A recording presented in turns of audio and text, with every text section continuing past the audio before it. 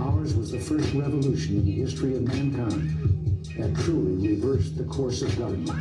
And with three little words, we the people. We the people tell the government what to do. It doesn't tell us. How you guys doing out there tonight? It's Thursday, September 29. This is John Allen. We decide where it should go. And by your what host route tonight, and how We the fast. People.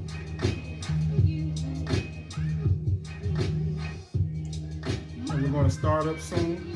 And the Facebook family that's tuning in and people that's streaming through other means, I welcome you. And I like to say a disclaimer, the views expressed by the host and callers of this show are not necessarily the view of the WLTH management, owners, advertisers, or sponsors.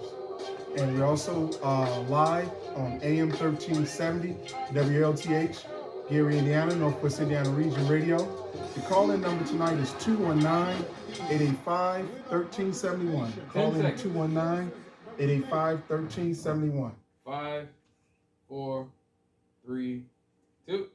Welcome, and happy Thursday, September 22nd, 2022. This is your host, John Allen, with another episode of the podcast, We the People. And I want to send a great big how you doing to the entire region, every city in the region, and of course, all over Lake County. And I like to visit one of the things that I said we were going to do reoccurring that I think I missed last episode.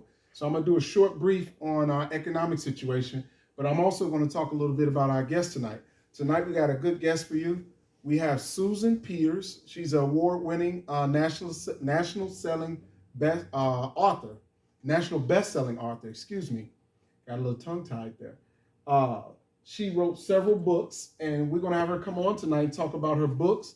And more important than just the books, we're going to talk about one particular book that's going to segue us into another subject. And that book is Sweet Liberia, Lessons from the Coal Pot. That's COAL pot, right? And Miss Susan had an experience where in 1979, she went to live in West Africa and was there for some time. We're going to talk about that a little bit too, because I like talking about national affairs and I like making a nexus or make a analogy of some of the things that's going on in other countries and here, and it's nothing new under the sun, and we can learn a lot from that. And we're going to talk about 4 of her other books that she wrote. One of my favorite books is the Joy Summers Mystery Series, and we're going to talk about those and those titles. And I think I'm going to give one of those books away tonight to a caller. Someone call us up, we're going to give away one of those books. And we'll have Susan probably call in a little bit after 6:15. Let me get the disclaimer out the way, and then I'm going to talk a little bit about our economic news. The views expressed by the host and callers of this show are not necessarily the view of WLTH management, owners, advertisers, or sponsors. Okay, now I got that out the way. Last show, I had talked a little bit about the tax sale list. And the reason why I brought the property tax sale list, because, in Lake County and other counties across America, past due property taxes are sold.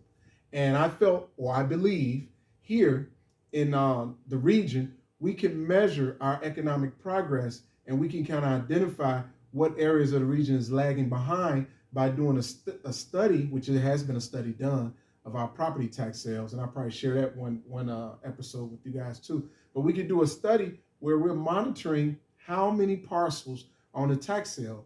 And the tax sale, it comes in 2 forms. There's a treasurer's sale, where the treasurer's sale past due taxes. There's a commissioner's sale, where all the properties that didn't sell go into the tax sale. But the reason why I bring this up is not to have a lesson tonight on the tax sale.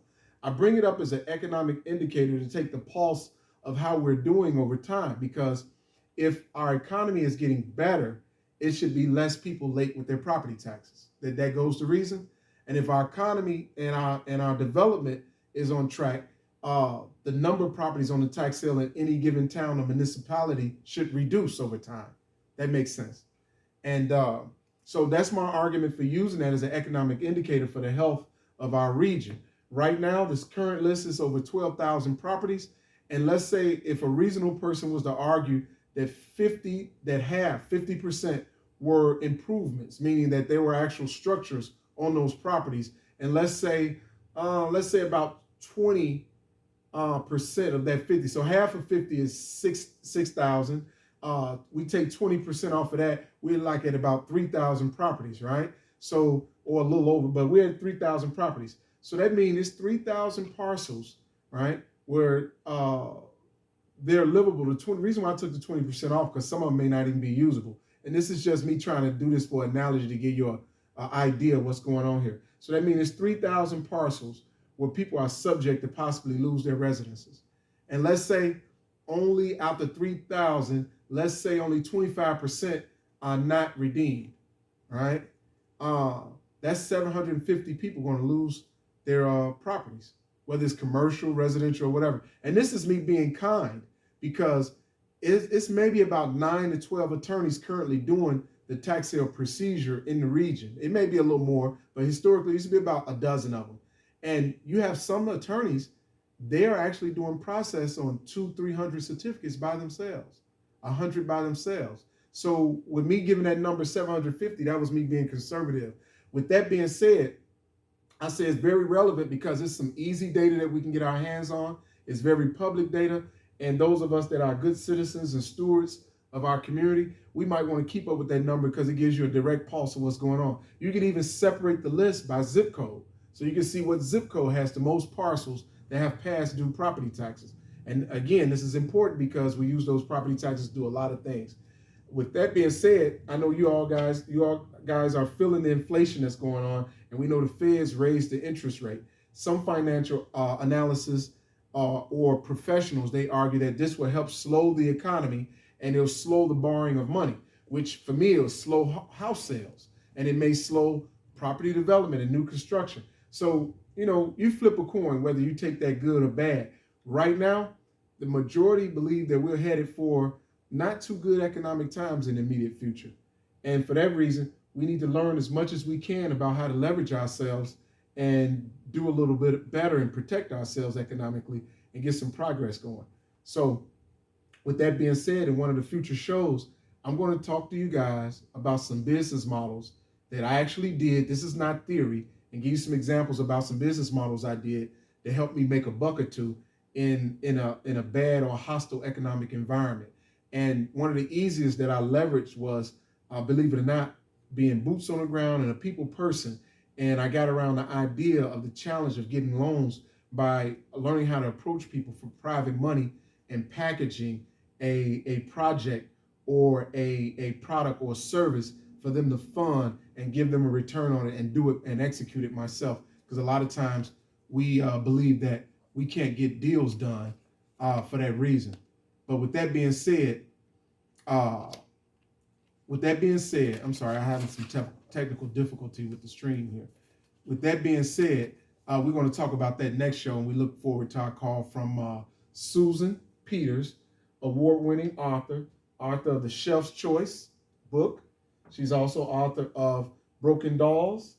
She's author of The Iron Collar, Slay the Dragon, and the book I have most interest in is Sweet Liberia, Lessons from the Cold Pot by Susan Peters.